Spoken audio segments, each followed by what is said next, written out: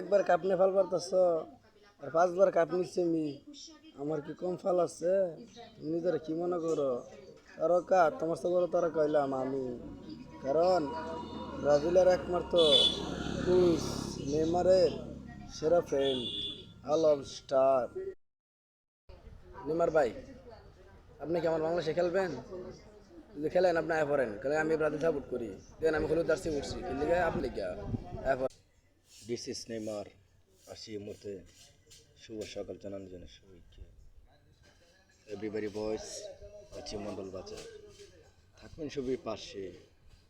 বলি সবাইকে শুভ সকাল জানার জন্য বসে আছি এই মাটি।